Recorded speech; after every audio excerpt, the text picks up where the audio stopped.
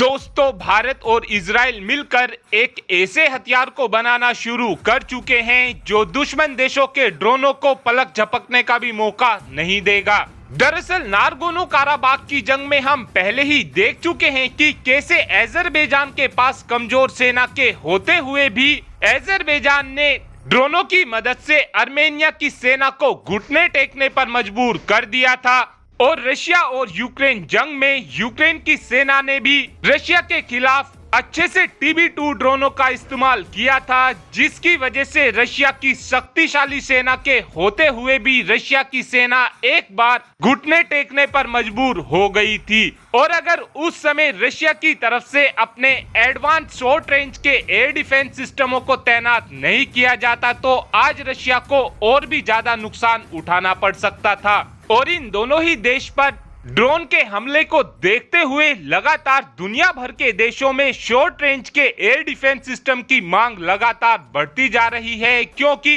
Short range के defence system की मदद से ड्रोनों को काफी आराम से मार गिराया जा सकता है। और फिलहाल हमारे दोनों ही कट्टर दुश्मन देश यानी कि चाइना और पाकिस्तान के पास एडवांस से एडवांस ड्रोन मौजूद हैं और ये दोनों ही देश भारत को अपने ड्रोनों की मदद से काफी भारी नुकसान पहुंचा सकते थे, लेकिन भारत ने अपनी तैयारियों को पहले से ही मजबूत करना शुरू कर दिया है, क्योंकि अब भारत और इजराइल मिलकर बहुत ही ज्यादा एडवांस शॉर्ट रेंज का डिफेंस सिस्टम बनाने जा रहे हैं। और इस डिफेंस सिस्टम की सबसे ज्यादा खास बात यह होने वाली है कि ये डिफेंस सिस्टम TB2 ड्रोनों जैसे ड्रोनों को तो काफी आराम से मार ही गिरा सकेगा, साथ में ये डिफेंस सिस्टम दुश्मन देशों के स्टेल्थ टेक्नोलॉजी से लैस ड्रोनों को भी काफी इजीली मार गिरा सकेगा। और अब इस डिफेंस सिस्टम को बनाने को लेकर भारत इलेक्ट्रॉनिक लिमिटेड और इजराइल की इजरायली एरोस्पेस इंडस्ट्री के बीच एक